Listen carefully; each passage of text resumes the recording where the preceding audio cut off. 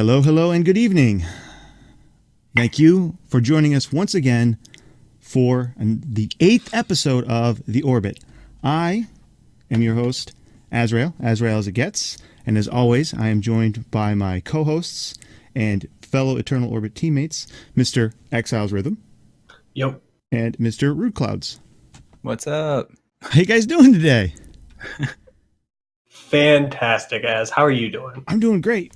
The crew is finally back together for the first time in like 4 weeks.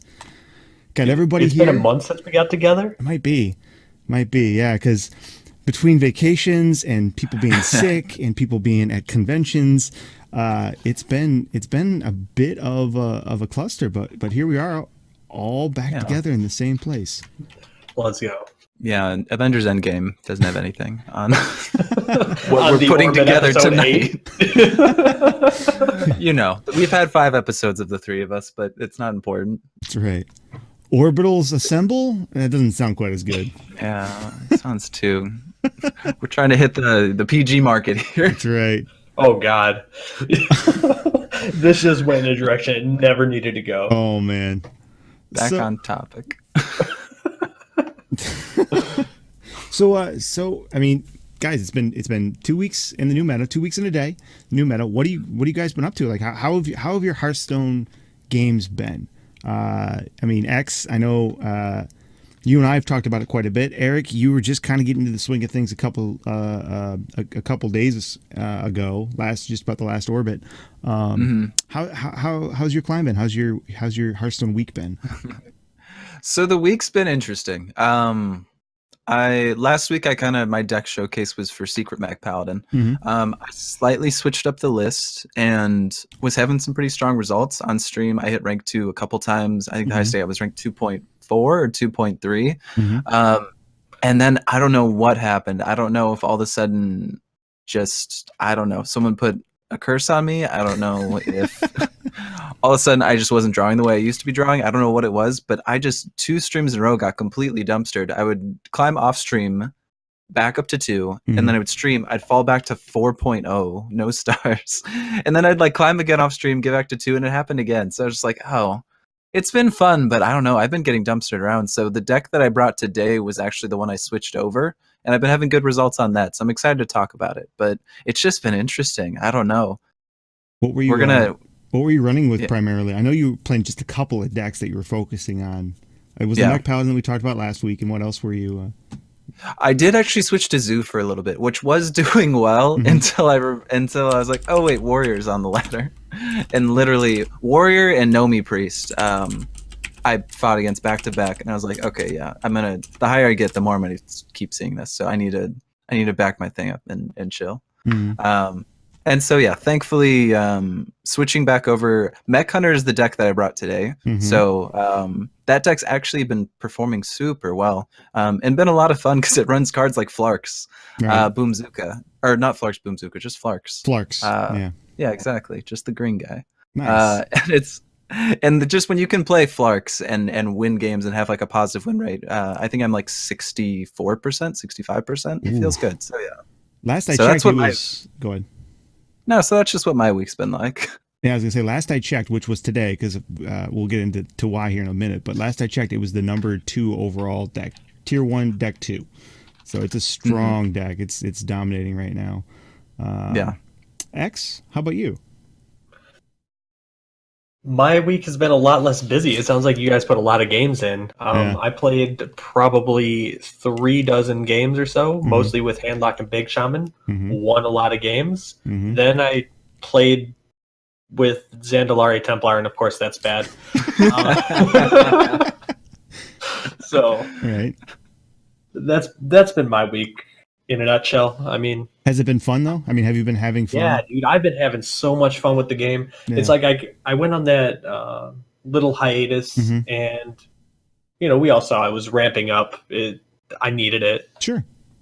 And I'm back to being able to have fun with the game again. So that's awesome. Well, for me, you guys know this. I have been mostly just effing around, like just having fun. Like I've been throwing decks together on the fly on stream, tinkering with decks, playing fun stuff you're not that isn't very meta right now. Like I've been trying really hard to make Control Shaman viable. And I've probably had like 100 games of Control Shaman in the last week. And they've ranged, depending on how the meta's been, anywhere from like a 68% win rate to like a 47% win rate. But it's viable. It's definitely fun, but the meta is like not favorable to it right now. So I'll have to revisit that idea. But in the midst of that, X suggested, hey, if you want to play some Shaman that's kind of control-y, try Big Shaman. And that deck is that deck is hella fun. I put so good. Yeah, I put like 40 or 50 games in it in the last 2 or 3 days since X suggested it to me, and I really like it, and it's solid. I was playing it on my stream yesterday and this morning on my stream earlier, and with like 40 games in on the same list that X gave me. I haven't tweaked it at all. I haven't felt the need to tweak it at all. It feels really, really tight. And I think I got about 40 games on it, something like that. Well, more than that. I got 40 on stream, but I also play on my phone a lot, so not all the games are tracked. I've got something like 60 games in it, and it's got a 60+% win rate right now. It's like 64% win rate. Yeah. How's Totemic Smash treating you? I told you, dude.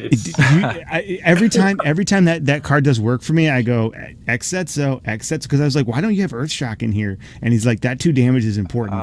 That 2 damage is important. And it wasn't meant to be like hey, I know better than you. I was genuinely curious because Earthshock felt like the kind of like the logical choice, like the default sensible choice, especially with things like Edwin and Alex being all over the meta, things that you want to silence real hard, real fast. But as always, when X gives me a deck list and tells me, hey, do this for this reason, I do it. And sure enough, every time I play Totemic Smash and it's done work, I'm just like, X said. I've already said that 30 times now. So yeah, good call. Totemic Smash just feels really, really good in a meta where Token Druid and Bomb Warrior exist. I know it's a little weak against Rogue, but on Rogue you kind of rely on the totem. We don't need to get into them. We'll talk about it more because I actually brought Big Shaman for my deck this week. Yeah. But I will say though, if you're struggling with Rogue, this list crushes Rogue. Crushes Rogue. But we'll get into that more later. And overall, I've been having a lot of fun, but this deck was actually the first deck that I've been consistently climbing with. Consistently, because I've had success with some of the decks I've been playing, but I'd climb up and then I'd start tinkering or playing around with some BS deck that I wanted to have fun with, and I'd fall back down. This is the deck that I've gotten to rank 3 with it 3 times now. And then I'll play something else and I'll fall down, then I'll play it again and I'll come back. So, but yeah, so I've been having some fun and actually making progress. But anyway, there you go. Enough about what's going on with us. Is there anything else going on that we want to talk about before we move on to the actual meat of the show? Yes. Oh yeah. There it is. I was gonna say, I was like, that's my cue. I can't get much more prompt than when X answers for me. I'm just so excited. No, I know. We're all super stoked about this. So over the past few weeks, this is episode 8 of the Orbit, so we've been going for 8 straight weeks. But over all these separate casts, we've been bringing up how in general, we're going to start making our episodes available through our website, eternalorbit.gg. But also we are going to start distributing through the normal formats that you'd consume podcasts through, because this is not just going to be a vodcast, but a lot of people, especially me, I don't have much time to consume video content, but I do a lot of driving for work and stuff like that. So I usually consume it through watching a podcast. So we're excited to officially announce, there was already a Twitter post about this, but we're officially on iTunes with our first 3 The Orbit episodes, and it is so cool and weird to see. Dude, we're on iTunes. I know. And it's just it feels weird because it's the same, I'm sure for all of us, the first time we started streaming on Twitch and we're just I would watch Twitch all the time and now I'm on the screen. Yes. Yeah.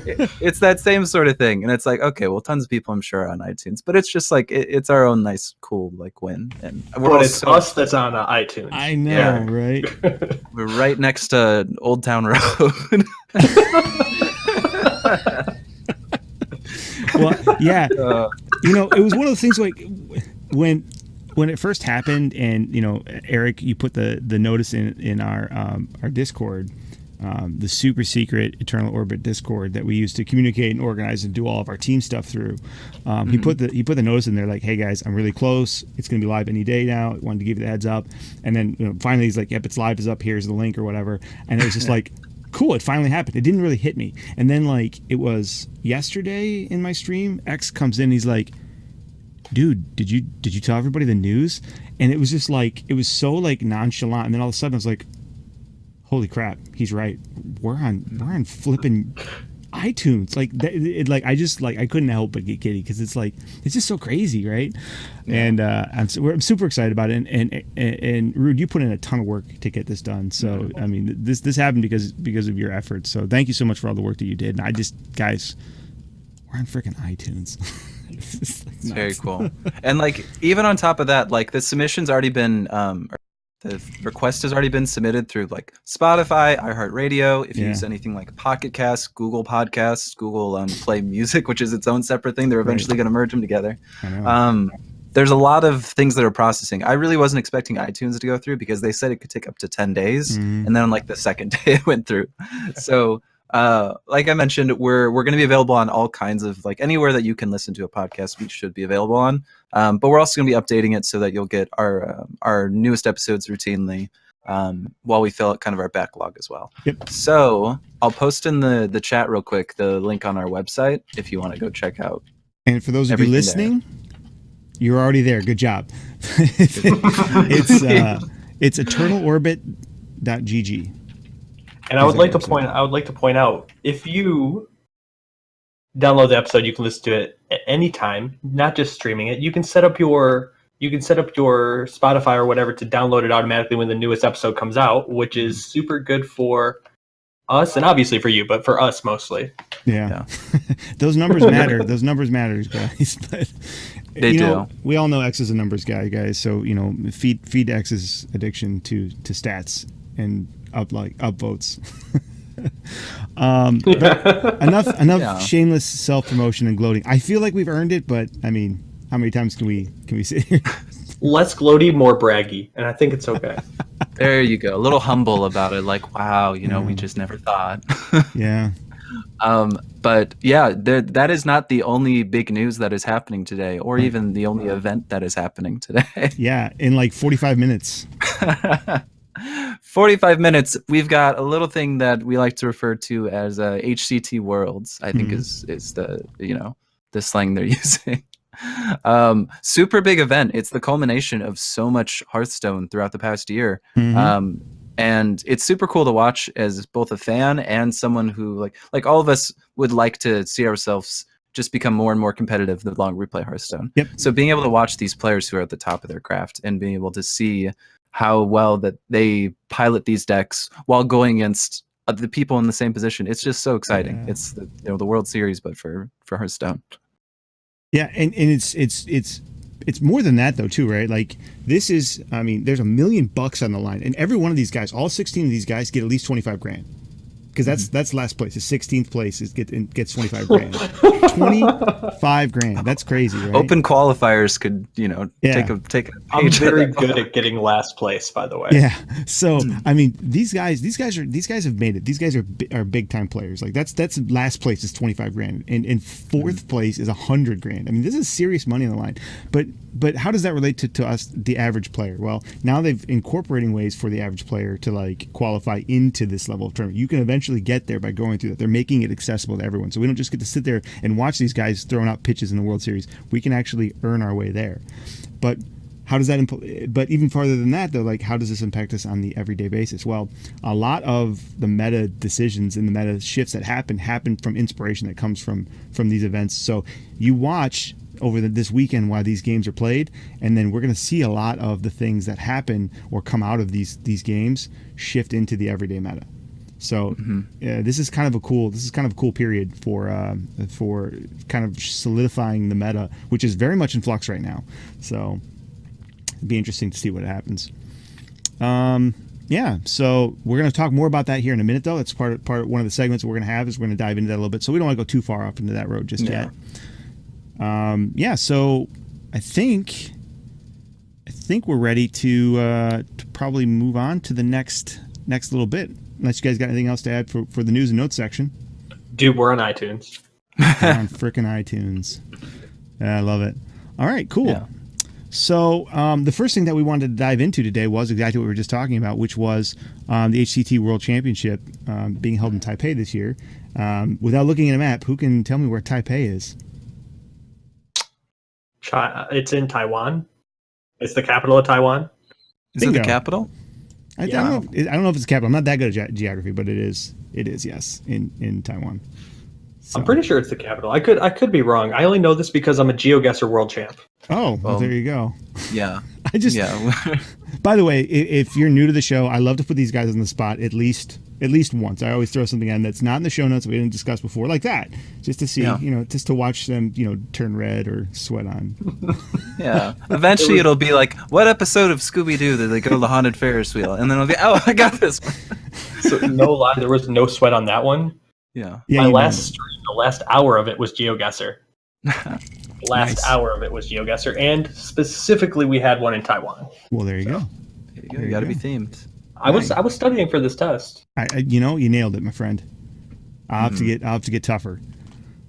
And another really cool thing that Blizzard's introducing, not just the fact that now we get to watch this great event that I'm sure is going to have hopefully super strong production and the gameplay and everything's going to be great, but Blizzard is allowing anyone who watches extra opportunities to kind of give back something to the players. And so we actually all participate in something where you can choose a player who's participating in Worlds, and based on their performance, based on every matchup that they win, you'll receive Rosticon's cards, or Rosticon packs, I believe. And so that's its own level of like, okay, now I'm a little bit more invested in this because like it's a pack, like who knows, you're not that emotionally tied to it, but it's fun to win things. And it's also fun to like, have this, a lot of people already have favorites going into it. So to have that kind of doubled down on is a lot of fun. So we all chose our picks, and we're going to be talking about them and what they brought to the tournament and kind of how we think their chances are going to be. Yep. So there's 16 players that are involved in this, 16 contenders that made it to the finals here.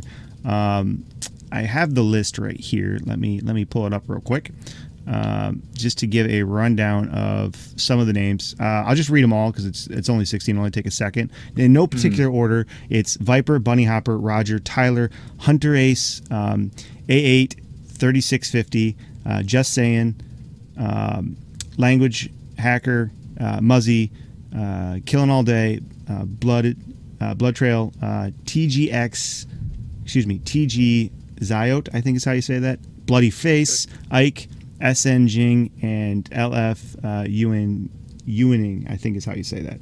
Forgive me if I butchered any of those, but I just wanted to read those off. Those are the 16 people that are playing in this right now, and we all got to pick one of those champions. Everybody could pick one of those champions to kind of like bet as your horse. So, who'd you guys pick? For me, this was a pretty easy Bunny Hopper, honestly. Like Bunny Hopper is super strong with both a rogue and aggressive warlock decks. I mean, the meta plays right into his wheelhouse. How about you, Eric?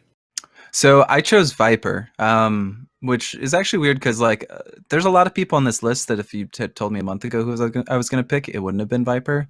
But something about it, I don't know. I've watched plenty of events where Vipers competed, and I've caught them before just playing in general. I don't know. I just, as a personality, I like them a lot. And then I was just going through this list, and I was my problem was when I was choosing a champion, they announced that you could do it a little like the day before the lists were public. And so I just was like, oh yeah, we're all going to go into it like random, and then we just choose who we like, and then that's it. That's not what happened. A day later, they made the list public. So if I could go back, I would maybe think about picking someone else other than Viper, because I'm not in love with their list. But I think what makes it exciting is if they do well, it's going to be the coolest thing, because what they brought is there's some very standout picks in some of their lineups here that I'm excited to talk about. But I hope they do well. So yeah, that was mine. What about you, Az? So here's my debate. If I picked who I thought was the best player on paper in the spread, I would have picked Hunter Ace. I would sure. argue he's probably, again, on paper, like the best player in the world. Certainly in that conversation, in my opinion. But I don't know. Growing up watching the Olympics and the Super Bowl and all these, I like to root for the people that I'm connected to, right? So I like to pick the Americans, even if I don't think they're necessarily the best. So I pick who I think is the best American, and in this case, I picked Muzzy. He's got kind of, his lists aren't super exciting, but they're all solid, right? Like they're lists that you would see on any top 5 list on what's considered strong right now, with little changes or whatever to kind of counter tournament play, but overall, like, he brought just solid deck lists, and he's a good consistent player. So that's who my pick ended up being, again, because I like to pick the Americans. So. Mm-hmm. An interesting note about Muzzy and Just Saying, they both actually, for as long as I can remember, were competing under Tempo Storm. Mm-hmm. And 2-3 days ago, they are no longer signed with Tempo Storm. They're signed with Galleon. Is that the name of the team? I might actually pull that up really quickly. Wait, Muzzy isn't? I didn't know Muzzy was no longer with Radiance.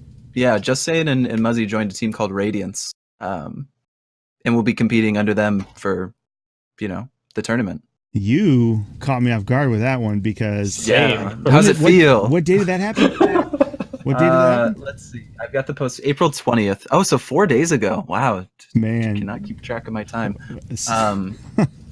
Right? Isn't that nuts? I don't remember anything from that day, to be honest. I only associated them with Tempo Storm. Actually, I'm a little bit of a Tempo Storm fanboy. Zing. So X. You said you're a bit of a Tempo. Wow. You're a bit of a Tempo Storms fanboy. You said a little bit. Nothing wrong with that.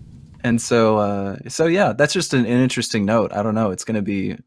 It just kind of came out of nowhere for me, so I wanted to make sure to throw that in, considering both players are going to be competing. Just Saying's there as well, right? Yes. Yeah, he crushed it. Another incredible player. Mm-hmm. So yeah. Yep. So yeah. All right. So do we want to maybe dive into their lineups a little bit, what they're bringing to the tournament, and why they and what we think about the list overall? Yeah, I can start. I kind of alluded to Bunny Hopper's first 2 lists, which is his famed Miracle Rogue and his aggressive Warlock. He's bringing Zulak with Magic Carpet. The interesting pick in this, though, is he's bringing Archvillain Rafam in his Zoo list. Mm-hmm. I like that deck. That's super. That's obviously in there for the longer games, but the one thing that it leaves me questioning is, what matchup can you go long enough with Zoo and still be able to be in a position where playing a 7-mana minion is going to leave you on the board. The only thing I can think of is Token Druid. Mm-hmm. So if he's specifically targeting Token Druid with this list, then I'm okay with it. If not, I just hope Archvillain Rafam doesn't get in the way. It seems a little more like a meme than anything else. He's running nothing interesting in his Conjurer Mage. He's just running standard list with Archmage Argal and Rabble Bouncer, that version. Mm-hmm. And yeah, he's bringing Midrange Hunter as his 4th list. I don't know enough about Midrange Hunter to really be able to give you a good analysis on it. I've played against the newer version only once, and so I can't tell you what's good or bad in that list, honestly. Which one do you think is most like? Go ahead. I'm sorry. I would say overall, it looks like it's really just about him bringing the strongest 4 decks in the meta, just like you were talking about. Yeah, exactly. Just like you were talking about, the strongest 4 decks in the meta, which I think he picked the right ones, and he is really playing to his strength. I said it before, Bunny Hopper is a god when it comes to hitting people in the head, and that's what his lineup does. Yeah. So, which one of his deck lists do you think is going to get banned? Oh, no one's going to let him play Miracle Rogue. Yeah. No one's going to let him play Miracle Rogue. Fair. Go ahead, Rude. No, I was just gonna say X literally in our pre-meeting, chat, just used the smork icon twice when they were talking about Bunny. Yeah, and that was it. I'm like, okay, yeah, of course, this makes so much sense. Yeah, it's interesting that to look at the decks that people are bringing. We were talking about the lineups here during our pre-show discussions, and to look at the disbursement of classes that are being brought and the deck types that are being brought, like, Rude, have you looked at these yet? I know X and I have both looked at it and talked about it. Have you looked at the deck distribution graph yet? I did briefly. Oh, okay. Well, it was interesting to see some of those metrics. Yeah. I'm not surprised that Temple Rogue is like far and away the most represented deck. I am a bit surprised that Zulok is right behind it, though. Right behind it. Yeah, that really took me by surprise. The only I kind of mentioned Token Druid, but I don't even think that's particularly a good matchup for it. There's 2 Token Druid deck lists that are brought, guys. And nobody's even playing Token Druid. That is what is shocking. So that's an interesting thing that I wanted to talk about in this. One of the things here is that what we see like almost hyper represented on the ladder is almost underrepresented in this format. Of the, there's 16 players with 4 deck lists each. That's like 64 decks or something like that. 64 deck lists, I think. Quick head math, I might be wrong. It's 64 deck lists. Of that, only 2 are Token Druid. Only 5 are Bomb Warrior. That's pretty crazy if you think about how much they're represented on the average player's ladder experience. Control Warrior is 8, and that actually surprises me. I thought there would be more Control Warrior. But then surprisingly, Zulok is almost a quarter of the decks brought. It's a fifth of the decks brought. I play like 1 Zoo out of every 20-25 games. Oh yeah, if that. Hunter is right behind it with 7 mid-range Hunter decks. One Mech Hunter. It's number 2 deck on the ladder right now. 1. Yeah. So it's an interesting. Do you guys have any insight before we move on to the next set of decks? Any insight as to why it's such a wide difference between why it's so disparaging between the 2 formats? When it could go for it. Yeah. Well, no, because mine is even just gonna be some quick like. Historically, Conquest has never really 100% lined up with what's on the ladder. It almost kind of goes in face and like completely in the face of that, because there's a whole different metagame. Like you think these people are like just strong card players in general, but when they make their selections, they're taking into account everything else that they're going to see, and they're adjusting their cards and tuning their decks based off of that information plus the power level of what they want to bring in the first place. So it's like 4D chess happening every time that you go into a Conquest tournament, and then there's your matchups and when you want to actually choose your decks. It's all a really honestly super fascinating science and how they come to the decisions. Science. So yeah, I the thing I'm stuck on is the Druid, honestly. I'm trying to think where the Druid falls off so hard. And I do agree. I think Zulok beats Druid. I think that's why so many people brought it, is because they were expecting to see more Druid. And then nobody brought Druid. So 2 total Druids. Yeah. I think it's just that Druid is like, it's pretty fragile as a deck. Warrior, it can never beat a Warrior, and everybody's going to bring Warrior. That's a good point. Well, even that of the 16 players, guys, they were only 15 brought Rogue. Yeah, only 15 brought Rogue, right? But of the 16 players, 15 brought Rogue, 13 brought Warrior, 11 brought Warlock, 2 brought Druid. That's it. That's just absolutely bonkers to me. So, and again, remember, the meta sometimes dramatically can mirror what happens in tournament play. So maybe we're going to see some answers to if you're struggling with that level play. But we can reference these stats a little bit more as we move on. But I just wanted to point some of that out to give context about some of the things that we're talking about before we dive into any more deck discussion. Can I point one more thing out before we move on about this Zilliax? There is 31 decks with Zilliax in it out of 64 decks. Half. That card is fair and balanced. 31 out of 60. I love it. Yeah, it's gross. If you did not think Zilliax was overpowered, like this should just be the thing that you print out as a streamer and just lift up every time someone's like, Zilliax is just okay. Right? Slap it on a wall. Oh yeah. Only's in half the decks here, and the other half I'm sure could have honestly slotted. I'm sure Zoo, if someone really wanted to put Zilliax in their Zoo list, Probably better than Archstave for Farm. Zilliax fits in every deck. Zilliax fits or in every Archstave deck. pulls you with Zilliax. Like, Ooh, there you go. That counts. So we gotta like add it to half of the Reform decks. Yeah, exactly. Your Millhouse, you get your Zilliax. It's beautiful. What about Viper? So Viper, it's actually interesting. I didn't compare these beforehand, but Viper and Bunny Hopper both brought very similar lists. Mm-hmm. I think. Oh no, here we go. I was like, I thought I may have accidentally closed my window that I had this open to reference everything, but I didn't. So here's the big thing. I'm honestly, because Exiles brought up Miracle Rogue. Exiles didn't say Tempo Rogue, which is what we're seeing currently on the ladder of our. It was Miracle Rogue, and Miracle Rogue is a very different deck. It may contain a lot of similar cards, but when you take out Waiting Party, you take out Waggle Pick, you take out the 4/3 Discover Spell. There's a lot of core cards that you're kind of seeing that aren't in Miracle. Instead, Miracle Rogue is running Wanted, 2 copies of Wanted, a card that I've dusted on site every time I've gotten it, and it's still in Standard. It was in. It literally, I got it. And 2 days later, after Boomsday, because I'm pretty sure it's Boomsday. It is. Yeah. 2 days later, I was like, what do I need to... Okay, Wanted is literally the first thing that's going out of my list. I know. It's great. There's a Violet Teacher in this list. There's 1 copy of Togwaggle Scheme. Like, and Auctioneers. Like, there's just so much... Oh, man. It's just so interesting to see. I really want to see a really high-level pro pilot this deck. Yeah. You can see it pop off because it includes Questing Adventurer, but only 1 copy. And yeah, it's just... I don't know.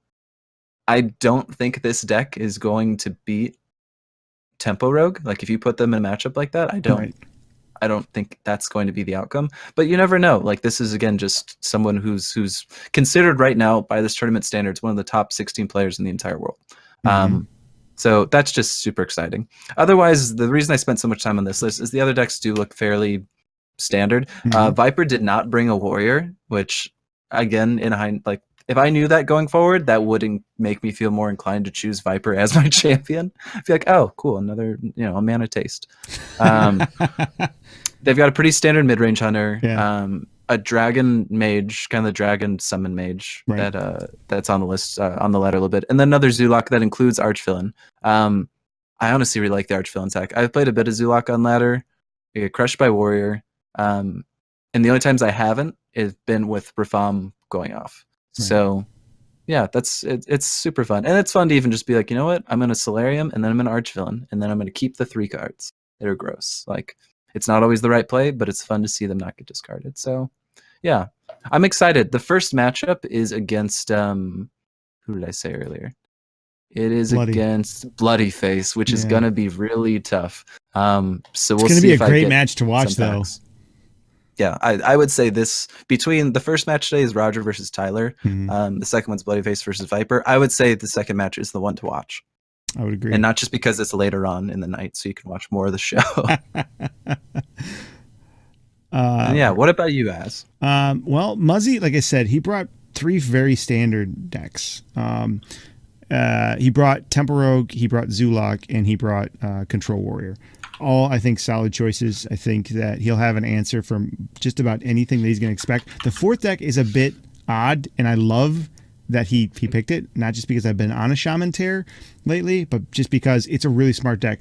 One thing that I've noticed about Shaman is Shaman can crush Bomb Warrior. It can crush Tempo Rogue. Crush them. It can just, like, destroy them. I think with my big Shaman, I think I'm undefeated against Rogue. And I've been playing a lot of Rogue. Yeah. I've been playing a lot of Rogue. Undefeated against Rogue, and I'm at least comfortable playing against most Warriors. Control Warrior, because this version, because playing, for example, Big Shaman is a little slower than playing,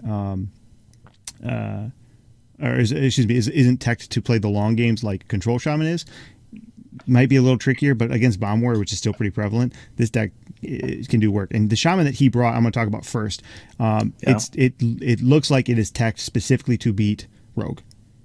When I look at this list, it looks like it's designed to beat Rogue. He runs things like double Acidic Swamp Ooze. He runs double Witch's Brew. He runs Electra Storm Surge. He runs double Farsight. He runs double Lightning Storm. He runs Archmage Vargoth. He runs double Hecklebot. He only runs one Hex, which means that he doesn't think he's going to need to hex a whole lot of stuff. I mean, that's something that most people throw in too. So he especially as control. Yes, he's throwing in. I get the distinct feeling that he only runs one Earthshock in this, so he is not too worried. He has very specific targets in mind for those. Is my thought. Those are going to be saved for things like the Edwin Van Cleefs and that kind of stuff. But he knows he doesn't need to rely on those. But he has some mid-range choices in there too. Some things like Thunderhead and things like that, just to control the board with the Thunderhead, synergizing with all of the overcharge. Or you know what I mean? Oh my God, brain fart. Overload. Thank you. To just give him some more ways to get little dudes to control the board with. And then he runs Rain of Toads, which is just a backbreaker against a Tempo Rogue, and Walking Fountain, which you Rain of Toads, which buys you a turn, and then you use your one of your board clears, and then you Walking Fountain to heal back up and kill whatever's left on the board. It's absolutely bonkers against Tempo Rogue. So I think that deck alone, he's one of the few people that brought something like this. And that deck alone, if people he's not going to ban Rogue. He doesn't have to ban Rogue now. He's got a strong answer to Rogue. And that deck alone gives him, I think, an advantage, because now he can pick a more tactical ban, because he doesn't have to go, well, I don't want to play Rogue because I can't, so I'm going to ban that. Now he can ban something that's like Mage. Like that's what I'd want to ban, because I think Summoner Mage is going to be bonkers. But his Control Warrior deck, his Rogue, his Tempo Rogue list looks like it was pulled right off of HS Replay. I mean, there's nothing interesting in there, except for the fact that it runs one sap instead of two, but everything else is pretty standard in there. I mean, I've seen some Tempo Rogue lists that run a Ziliax. He doesn't run it in his. He only runs one Shadow Step, not two, but I think two is overkill anyway. His Zulok list is very standard. It does not run Rafam. And his Control Warrior is very, very standard. All of these are those are just they're standard, sensible, tried and true deck lists. But the Shaman one is the one I want to focus on, because it's kind of, in my opinion, kind of a brilliant pick, considering what he's going to see in the meta. So I'm really excited about that, and I think people are going to end up banning it when they realize if they're relying on Tempo Rogue or Bomb Warrior or similar mid-range decks, they're going to ban that real quick. And if they do, they're banning Shaman, and he gets to play three of the strongest decks in the meta. It's a brilliant play. I don't know. These are some of the top 3 win rates that you'll see outside of Druid. So I'm super excited about his list. I think he has a legitimate chance to play. And like I said, that Shaman deck is a stroke of genius, in my opinion. So, yeah. One thing that I wanted to mention that I do think is interesting, Muzzy is running double copies of Fan of Knives. Yeah. Which that's something you don't see. I don't think I've seen a Rogue list running 2. I've seen maybe some out there running 1, which can make sense for Rogue. But what do you think is inspiring something like that on what's already considered such a tight list at this point in the meta? It's got to be Token Druid mid-range hunter. 100% was I going to say the same thing, because that's what is Rogue lost to for the last year. It's lost to mid-range hunter, right? Yeah. And this helps it deal with that, right? So, and then of course Token Druid by extension, which is underrepresented, but there's still a lot of mid-range hunters, so it works both ways. So normally in that slot you see a Shiv instead of a Fan of Knives, but I'm going over Bunny Hopper's list. He's also running 0 Shiv and 2 fans. I don't know how I missed that going over it. Wow. Yeah, 0 Shiv and 2 Fan of Knives. That's some serious commitment. That could bite Go ahead. I was going to say real quick, the reason for anybody listening who doesn't know, the reason you would run a Shiv over a Fan of Knives, even though Shiv only does 1 damage, is it can go face, and B, it only costs 2 mana. So these 2 reasons make it good for the Miracle Rogue list, which is different than Tempo Rogue, which would never run either of those 2 silly cards. Yeah, and I was going to say, I'm more surprised to see double Fan than I am to see Control Shaman. Honestly, I'm wondering, I don't know. I'm really excited to watch any matchups that these rogues play now, because I want to see if something like that pays off, because I know it's kind of like a silly thing to really hype up, but that's a big risk they're taking. I does not feel good when you are low on cards in hand. You've got a Fan in a board that cannot be fanned very well. You're drawing 1 card off of it, but you're spending 3 mana potentially. When it doesn't pop off, it feels very bad for a rogue. So it's going to be I don't know. I'm looking forward to it all the more. But in the right What's the circumstances, scheme for? What's that? Go for it, As. I was just gonna say, in the right circumstances, though, that gamble could pay off. And I'm sure they've tested it, right? I mean, like, these guys are on teams for a reason. They've spent probably hundreds of hours over the last couple of weeks testing one fan versus two fans and in the various matchups. And I'm sure it passed mustard. It's going to be interesting to actually see it in effect and to see how many times they have two fans in their hand and we're watching it going, well, that sucks. Yeah. So Rude. Yes. I'm looking at this list. You're probably looking at the same one. What are you Togwaggle scheming? What are you trying to Togwaggle scheme? That's a great question. Something that I actually thought about before and then didn't say because I forgot.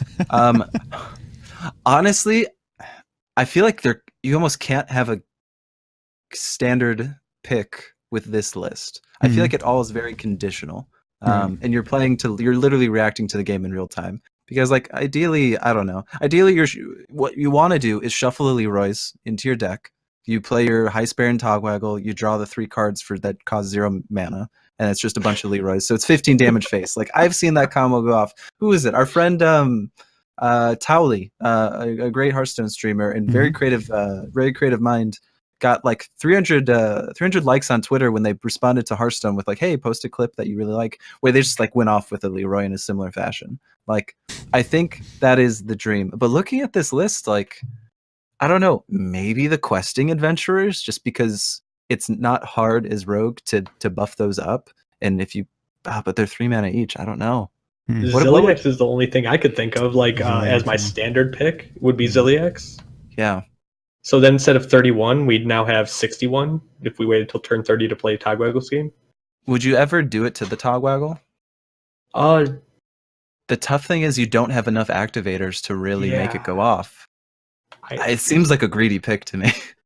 I might.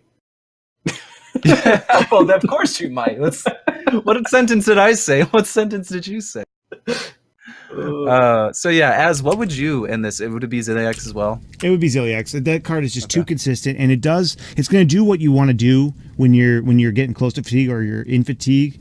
It's going to do what you want to do, which is it's going to heal you up, and it's going to be a proactive card on the board, right? Because it's something you can play right away. You can play 2 of them because it's 5 mana. It's going to trade into something with your weapon. That's 4 attack is usually enough to kill almost anything.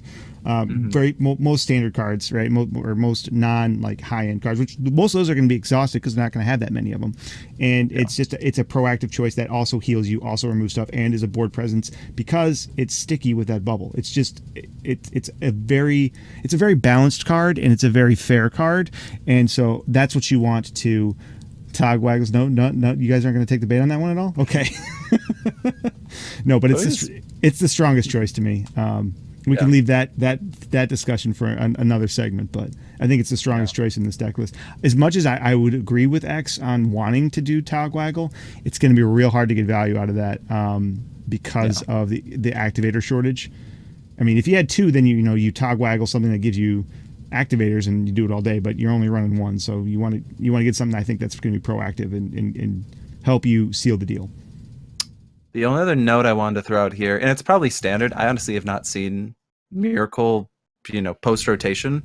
This list does not run Amiras. It runs obviously the 2 Gadgetzan's Auctioneers, and so what that it's just going to be interesting to see that go off because Gadgetzan Auctioneer is like the original Myras. Like that's how people would cycle through the decks. That's how people would play 10 card or get 10 cards in one turn, sort of thing. So. And almost anymore, if you're playing Myras, you almost want to run a Chef Nomi just because it's such an easy 1-2 punch. Because you can prep Myras, Nomi, Chef Nomi, and then if that doesn't work, then you Togwaggle scheme stuff back in your deck, and you're back in the game. Yeah, although you are just playing an unbuffed Nomi. We could talk about this for days, I'm sure. Yep, we could. All's to say, super excited about this.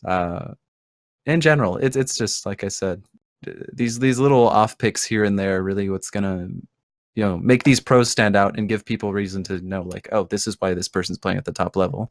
And they were smart enough to put this into consideration. Right. And I think part of the excitement here is that it's a brand new meta, so it's going to be cool to see how these guys play, in this sandbox with nothing's really proven. There's things that are showing strong now, but there's nothing that's really proven. So we'll see. So those are our picks. Just to go over them one more time. I picked Muzzy as my champion. Exiles picked Bunny Hopper as his champion, and Rude picked Viper as his. And then we're gonna have a little friendly competition to see whose champion does the best for pride and bragging rights. So, and we'll figure out a way to make it competitive. Be like the winner gets to, I don't know. Everyone has to wear a shirt with their face on it. Nice. Hey, or socks with their face on it. Yeah, those exist now. They have to wear socks with everybody else's faces on it on their hands during the next podcast. Yeah, that is way too much to remember. Just tell me what I need to wear and I'll be there. Got it. All right. Well, I think an interesting segue is how these decks might face the new or shape the meta moving forward. In the meantime, we want to take a look at how the meta is right now. Yes. The meta exists at the bottom of a sea of rogues and warriors. You can see the mages starting to crop up. We call those the deep water fish, and everything else is laying beneath the Earth's crust underneath this layer of ocean in the Mariana Trench known as Shaman. Wow. So that's the meta. Getting published by Penguin Books. What's happening here? Ooh, man, I think that was a giant slam on Shaman, but whatever. I love Shaman. I know you do. It's so bad. It's deep. So guys, we have quite a bit to discuss in this week's meta discussion. The meta is really in flux right now, but there's been some interesting conversations that's popped up, and there's some Alec in the room conversations that we can have here in a minute, and that pun was chosen on purpose. We can get to that in a minute, but there's a couple things that we probably want to go over before we get to that. Because the meta right now is, as we've talked about, saturated with rogues and warriors. I don't know, just some like anecdotal testimony here. What has your guys' experience been with just those particular decks? I know I shared it a little bit earlier, but just to reiterate quickly, of the last 40 to 60 games that I played, literally 50% of my games have been against rogue, about 25 or 30% have been warrior, and that last little 25% or so has been a little bit of other stuff. But about 75% of my games have been just rogue and warrior over the last 60 to 100 games. What about you guys? Personally, I've had a lot of fun playing against those warrior decks. A lot of fun playing against them because, playing as Handlock or playing as Big Shaman, it always comes down to some crazy Dr. Boom versus your RNG shenanigans that just have you, like Eric said earlier, just constantly reacting to what's going on in the game. So as much warrior is there and as much as warrior has the only infinite value card, honest to God, I feel like it is, and Dr. Boom being the infinite value card, which I referenced. I think the warrior's fine. Because it makes for interesting games, even though the games are long and they are heavily favored in most matchups. They make for some awesome fun to play games. Right. I will say I feel very good playing against both rogue and warrior when I'm playing control shaman. It's just whenever I play control shaman, I don't see them. Yeah, that's when you're queuing into token druid. Yeah. Eric. So my list right now, it's actually funny. Looking at my secret mag paladin that I was running, 24% warrior, 26% rogue. Next closest are 12%. And it falls off gradually from there. I'm not sure if I've seen 2% is another paladin. No one's playing paladin. But again, I love to see warrior on the ladder because between the mech paladin and the mech hunter, both of those lists are very sticky, and warrior has a hard time getting over your board that you can just add another big minion on top of another big minion and more death rattles. They're nuts. So I don't mind it too much. I am excited for when we get into both the Twitter question and obviously just the discussion that I think was kind of where we're on our track towards already, which is the prevalent, we'll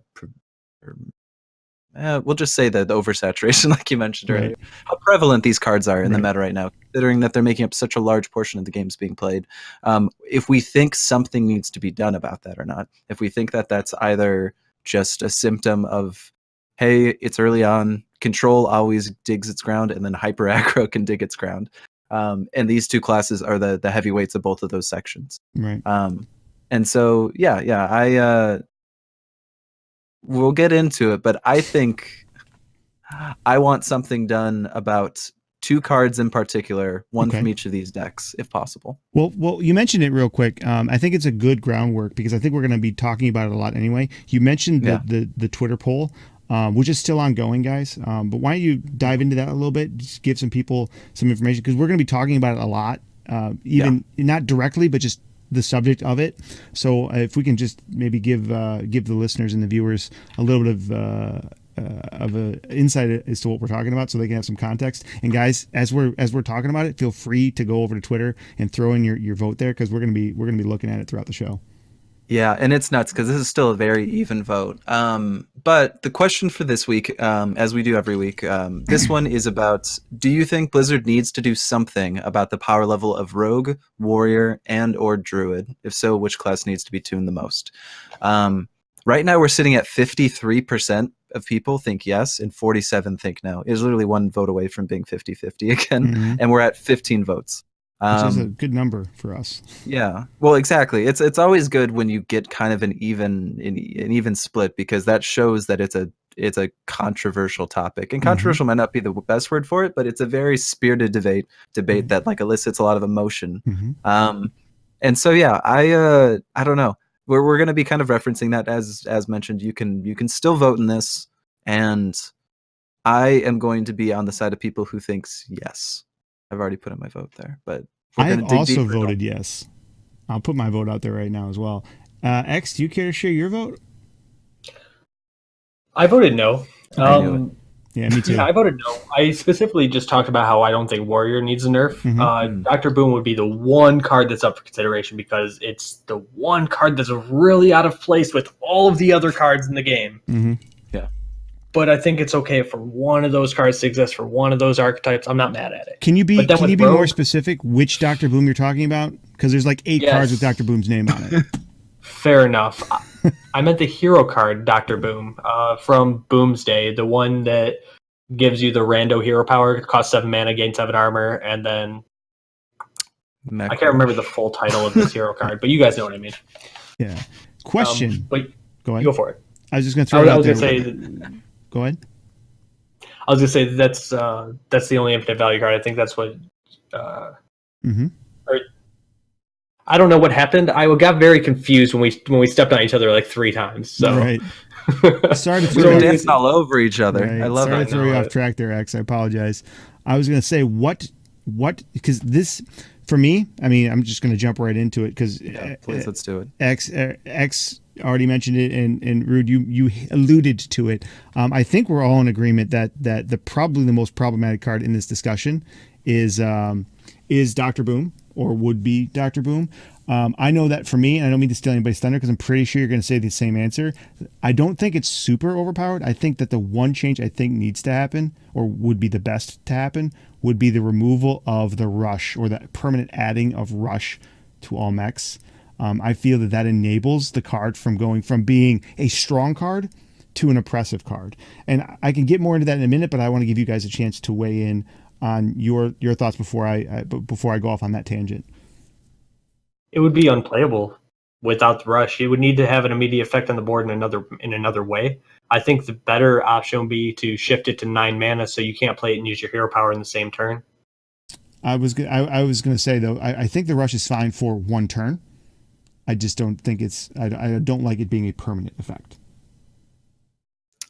Yeah, and that's tough to balance because if you're playing, let's say it stays at 7 costs, then you have 1 turn of 3. Unless it says your next turn, all mechs will have rush. I think I like the idea because I think the biggest problem is it comes out too early for lists that would like to have a better shot against Warrior. Once you see it on 7, you've hit that wall, and that's super scary. I will reference a few pros thoughts on some of these cards. But in one of the discussions, someone mentioned, would you still play this card if it was 8 mana? Would you still play this card if it was 9 mana? Would you still play this card if it was 10 mana? And I think people would still include Dr. Boom for 10 mana in their list. 100%. 9 mana does seem like a sweet spot, to be honest, because I don't know. It's not giving in too much. Like, I can already hear the counter arguments for 10 is aggressive. 9 still sounds, I don't know if it's just the number. It still sounds better. The biggest loss is the fact that you're going to have a lot of purists who, as far as flavor text are concerned, Dr. Boom has been all about 7. So bumping up to 9 would, take away from that thematic element. But I think when a card is this powerful, you're lucky that that's all you have to do to potentially address it. So yeah, I like that. And I do like the idea. I agree completely with X. Playing your hero power on the same turn as playing this card is too strong.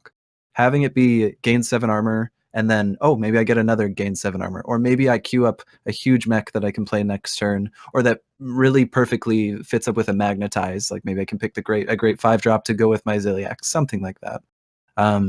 It's just, it's too much out the gate.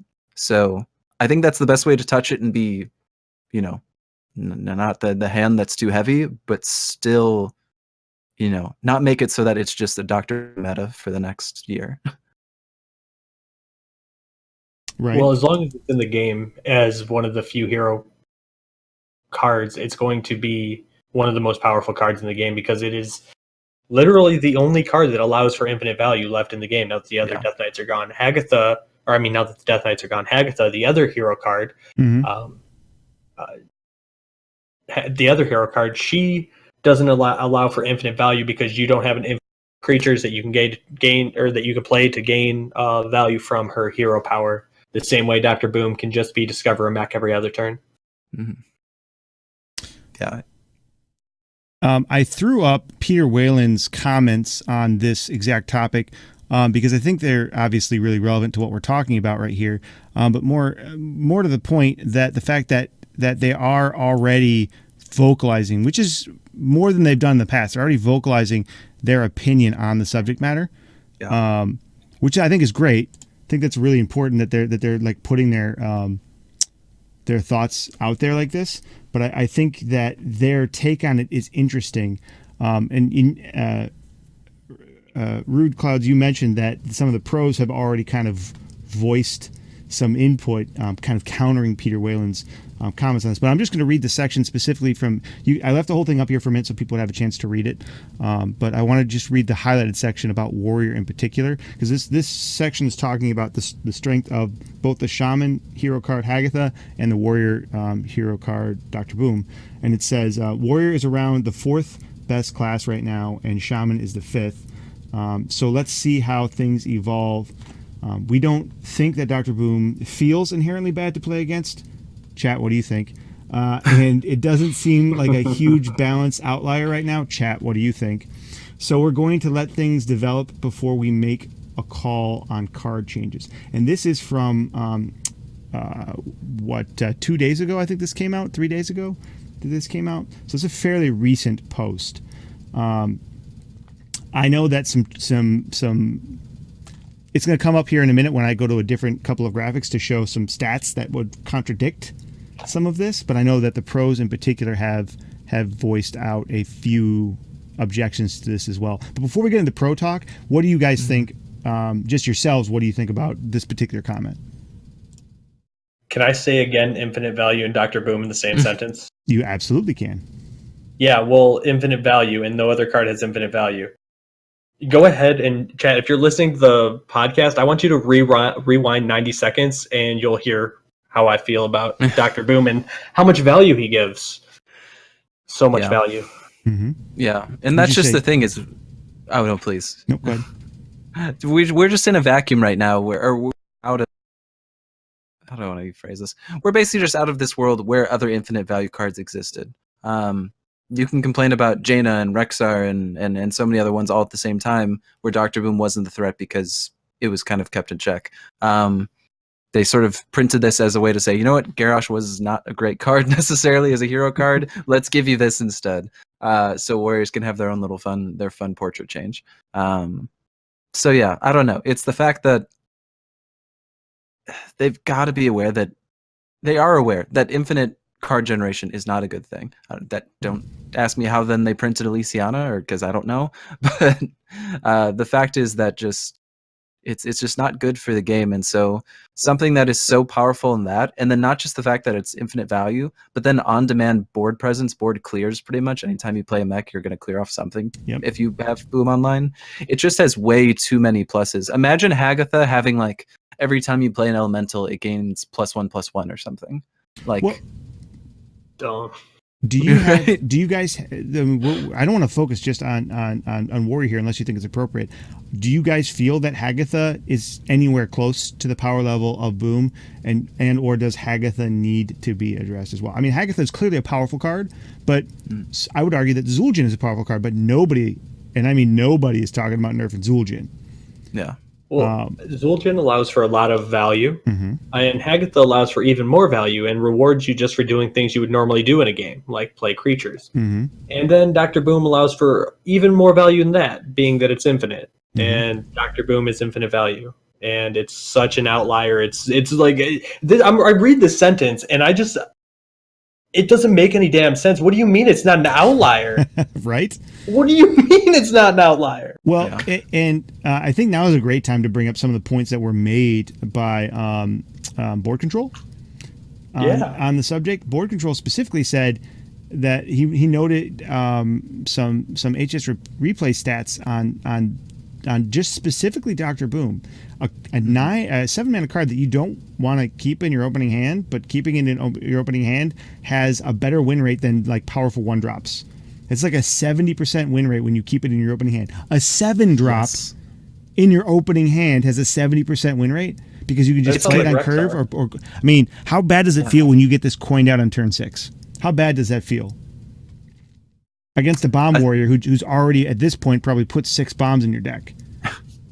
A 7-drop should never even be close in your opening hand to competing with some of the best 1-drops available. Right. I mean, it's already harkening back to keeping Jaina in your opening hand in the old meta. Like people, I mean, you just did that and you would win the game with Jaina. Period. Yeah. You know, keeping Rexar as a 6-mana felt bad, but you know if you did it, you just win the game. Like you play a warrior, oh, I got to keep Rexar. It's a 6-mana card, but you just win the game, right? I mean, that is such a hard contradiction to what Peter Whalen is saying right here. Now, don't get me wrong. Blizzard, if you don't know that Blizzard keeps meticulous stats and they data mine the living hell out of their games, they do. And they might have completely different numbers that we are not privy to and we will never be privy to because a lot of reasons that we're not going to get into right now. #algorithm conspiracy. But they might have different numbers that we can see, so that they're basing this on, but that doesn't matter, right? Because this is a game that they're providing for players, and player experience matters. It doesn't matter what the numbers are. It matters what people believe the numbers are and what people see the numbers as, right? So it doesn't matter what the reality is unless you're going to put the reality of the numbers out there, not just talk about them anecdotally. Like, we don't think that it's an outlier. Well, what are your stats to back that up? What stats do you have, and how do they compare to what we're seeing on the sites that try to show this information, right? So it's really bad for PR, right? And when you sit there and you tell your player base, it's like almost like being gaslighted by the company that, oh, you know, it's not an outlier, but then when you look at HS replay or you look at win rates of these decks, or you know just from playing every other game against a warrior how it feels, they're not, the two realities aren't aligning in a way that we can digest. It's clear that Peter Whalen isn't playing his own damn game when he says it doesn't feel bad to play against. Or they're just only playing mech decks. Yeah, or he's warrior. He's playing warrior. That's what's happening. He's coining Dr. Moon and be like, seems good. I'm having a great time. I still lose the game, so it's obviously not overpowered. Right. That's right, Peter. I said you're a loser. Putting them on blast. Feed goes dark in 10. Is there anything more that we want to say about this particular quote? Because I want to throw up, because it's kind of, I want to throw up the deck list here for the 2 warrior decks. We're going to talk about some more decks than just warrior here in a minute discussion, but I want to throw the 2 deck lists up so we can kind of reference them to people in the chat. But before I close this out, is there anything else you guys want to say about this, or any of the pros comments that you guys want to interject on? I don't know.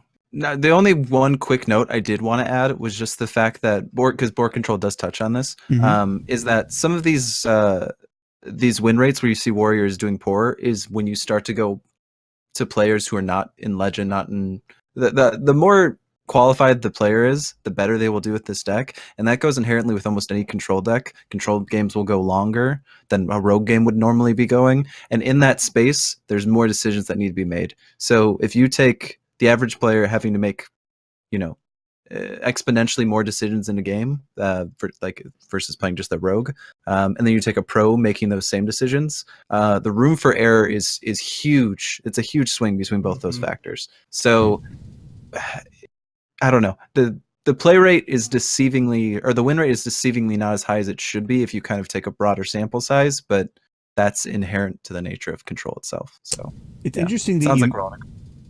It's interesting that you mentioned win rate variance, because I actually pulled some stats on this, and we discussed this a little bit in the pre-show. I don't have the stats up here, but I do have notes on them. I did put the win rates on these decks, and you see I have the control list and the bomb list up here. Listed control at a 58% win rate and bomb at a 60% win rate. I want to make notes on that. The control warrior 58% win rate is the win rate at legend. So these are the best players in the world playing this deck at the highest levels, and it's a 58% win rate at legend.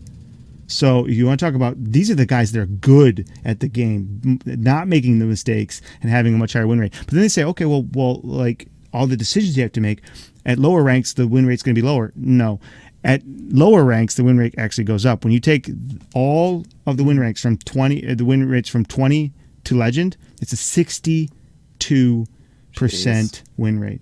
That's literally 1% away from 2/3.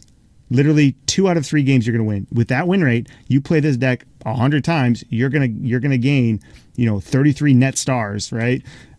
Do the math. It's an inevitability. If you play enough games at that win rate, you will hit legend. You'll hit number 1 legend eventually. Dumb. Yeah, that's ridiculous. And now a lot of people are going to hear that. All right, we should probably talk about like win percentages, right? A lot of people are going to hear 58% or 60%. They're going, well, you're only winning basically half of your games or 2/3 of your games. Why is that good? That is a... Sorry, no. Go ahead. If you want to get into how the win percentages work, by all means, go ahead. Yeah, absolutely. So the way, sorry, I didn't mean to interrupt you. I was taken aback when you said that 60%. People be like, only 60%. Here's the thing. Every deck inherently has a 50% matchup against itself. When it faces itself, it's either going to win or it's going to lose. Either way, it has 1 win and 1 loss when you count it statistically. And so when it beats another deck, it now is a win. So it has to win 2 for every loss in order for it to hit this. And it's being pulled down closer to 50% by the mirror matches. So you still count that statistically in there. So anytime you're above 50%, your mirror match is dragging down your win rate. So if you consider that, and now you're above a 60% win rate, and you have the statistical feature of that is this mirror match bringing you closer to 50%, it just shows how insane the matchups actually are and how they are either going to be super polarized like Quest Rogue used to be, where it auto win or auto loss, or it's going to be something that's just strong against everything. Think even lock back in the day in the hands of the most powerful even lock players. Mm-hmm. So only with no downside, because even lock was just never really playing good cards. It was right. Just the hero power is so strong, it relied on Gen. An interesting note to interject there as well is that this is 58% against the field. And when we're talking about the field being 50% rogues and warriors, that means that they're winning against the mirror matches and against the strongest decks in the meta and everybody else. The losses they're getting are probably mostly against mirror matches, right? And they're beating basically everybody else, because statistically, that's the only way that it can make sense that you're having these kind of win rates. Mm-hmm. Yeah. So you mentioned it as 100 games at 60%, 100 games. So rank 4 0 stars get you into legend. Mm-hmm. That's 20 games over 500. So you only need to play 3 games per day, every day for the month to hit legend. Mm-hmm. That's pretty much. That's And this is just one of the decks one of the classes we're going to talk about today, and that's pretty much sums up why a lot of people like look at the post from Peter Whalen, and then they look at the numbers, and then they look at their own experience, and they look at their own deck tracker stats, and they go, something isn't adding up here, right? And so, what factor do you think that, hypothetically speaking, we take Dr. Boom as he is out of these decks entirely? What happens to these win rates? What do you guys think? Control Warrior doesn't exist. Yeah, that plummets. Bomb Warrior might get better. Bomb Warrior probably wouldn't change much. It would still be super powerful because the Dr. Boom was mostly just to deal with the other control decks, the other warrior decks, really. But since we've really fallen into an Archivist Elysiana, I think that makes up for the missing Dr. Boom. Right. If you could just rely on that as your win condition, the mulligan for it effectively, and you'll probably play a more tempo-oriented card than Dr. Boom, Mad Genius. I'm going to quickly go through this list so everyone can know what we're talking about with this Bomb Warrior list. It runs Eternium Rover, Omega Assembly, Shield Slam, Town Crier, Warpath, Elic, Clockwork Goblin, Shield Slam, Militia Commander, one copy of Omega Devastator, which I've not seen before, double Wrench Caliber, double Brawl, double Dynomatic, 2 Sephorian Bombers, which I've never seen 2 of either.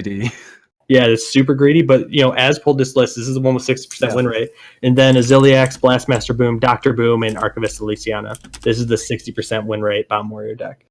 So if you took out the Dr. Boom Mad Genius, you would now look at something to fill in the curve at 2 or 3, and that would probably help the deck out. Yep. Yeah, my thought here is that if you take, I agree with you wholeheartedly. If you take Dr. Boom out, Bomb Warrior is fine, especially this greedy of a list. It's going to remain basically the same because this deck is basically all in. This list is basically all in, and if for some reason they play a Control Warrior or somebody that takes them to fatigue, or they play a mirror match, they've got Elysiana in there as an answer, right? That's basically how this deck wins, and it doesn't necessarily need Dr. Boom because it doesn't care about trading. It doesn't care about instant value. It just needs to live long enough for the bombs to kill you. And so I don't think this deck changes much, but the Control Warrior I think goes away. Now, here's the bigger problem. If Control Warrior goes away, what happens to the meta at large, right? Like Token Druid just rises to the top again. Hunters start like coming out of the woodwork. I mean, Control Warrior has been an essential part of keeping the meta in check forever. So it's like maybe part of their defense of Dr. Boom is the fact that they don't want to see Control Warrior go away because they know it's going to belie the underlying problem with certain decks that we're going to talk about more, like Token Druid. So yeah, it's going to be an aggressive player's dream. And to go over the Control Warrior list real quick too, this is a pretty standard Control Warrior list. We talked about it earlier that the Control Warrior lists that kind of bounce back and forth between the top of HS Replay that I've been seeing have been the version that is the Mechathune version, and then this version, which is the non-Mechathune version. This one has spent more time there, which is one of the reasons why I chose it. It's currently, I think it was when I pulled this list, it was currently at the top in place of Mechathune, but it's literally day by day they flop back and forth. But I'm going to post this deck list in code in there as well if you want to check it out for yourself. Go ahead, whoever I interjected on. Oh. I mean, I think we were both in the same spot. I don't know. It's just the issue here is no other classes do control right now as good as Warrior did, as good as Warrior does. And so you take that away, and nothing fills that void. And so I don't know if that's one of the reasons that they are maybe leaning into this idea of keeping Boom around because they know that. Otherwise, we're seeing Chef Nomi Priest, which is gaining some prevalence, which does have some very strong anti aggro tools, and can clear off the board with the. I always want to call it Flame Waker, but I know it's not Flame Waker. The Pyromancer. There we go. They sort of do this whole machine gun. I'm going to remove the board while this stays at like 6 health somehow. But even magic. It really is magic. Yeah, well, yeah, and even that is not reliable enough. Druid, there's the heal Druid that's kind of going around. I've played maybe 3 matches total against it, but that's not good. That's not causing any problems. So I think the root problem here is there's no other way for them to satisfy control players. And I think they want a diverse meta with control in it. And I think we all should, considering that's just a facet of card games. Right. And that's how you even improve as a player, is by facing all these different matchups and getting familiar with them. And the game is just more, dynamic that way. So I don't know. The only other thing I did hear as far as change for Dr. Boom was someone had mentioned change the hero power. You keep the rest, but you change the hero power to summon 2/2 or 2/1/1 boom bots, and having that be part of the flavor of Dr. Boom, which has always been associated with boom bots. That's actually kind of cool. That's actually kind of Right? cool. I like that a lot. As Dr. Boom, OG Dr. Boom is my favorite card of all time. I like that change. It's thematic and it's not overpowered. Yeah, and that's just the thing, because that sounds extremely overpowered. Well, I was gonna say, for anyone who knows boom bots, their 1/1 death rattle it does anywhere from 1 to 4 damage to anything on your opponent's board. So it could hit a minion, it could go face. I would take that over the rush effect any day. This would include the rush effect. Ooh. The hero power changes, but because I don't think you can touch the hero power and the rush. Ooh, yeah, I don't. Oh, I'm sorry. I thought it was the summon effect. I apologize. I thought that was going to change the summon effect, not the hero power. I like the hero power how it is. Honestly, I don't think it's that bad. I think it's the combination of both effects makes the combination so brutal, in my opinion. Especially since there's so many mechs being run in Warrior right now. It's like 85% of their minions now just gain an effect that you usually have to pay a heavy premium for in any other deck. And you just get it for free as a bonus, and then you get to make more things that have it for free as a bonus. So, interesting thought here, guys. What do you think if, or I should say, there's an interesting thought about the Bomb Warrior win rate.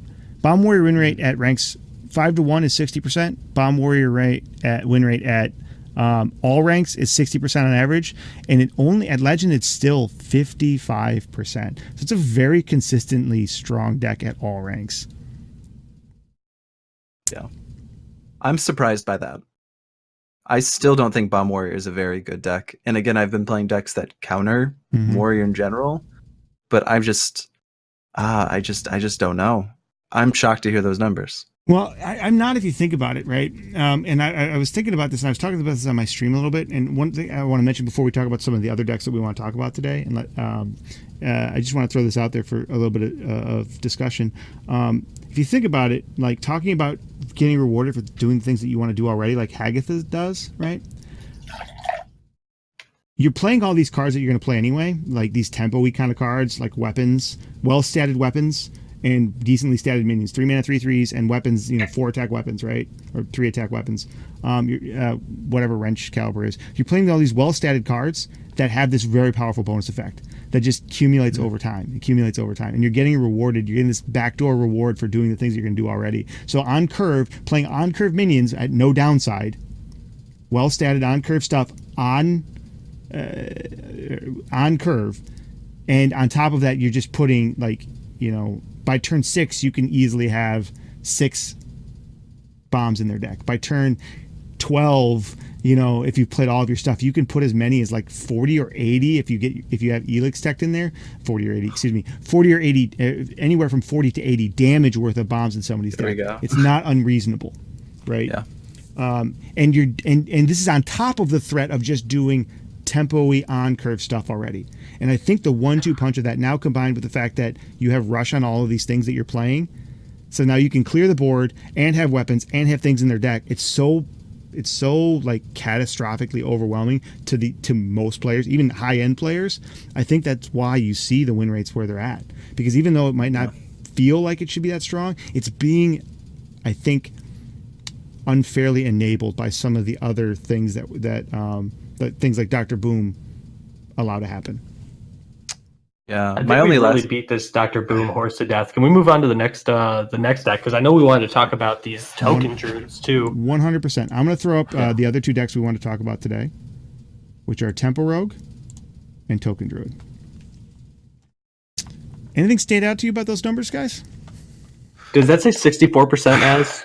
Yeah. So does that say with 500,000, aka 500,000 games played, it has a 64% win rate as? That is correct. The Token Druid deck that I put up here right now is from HS Replay. It's got 500,000 games played on it to date, and it has across all ranks a 64% win rate, 58% win rate. It ranks 5-1.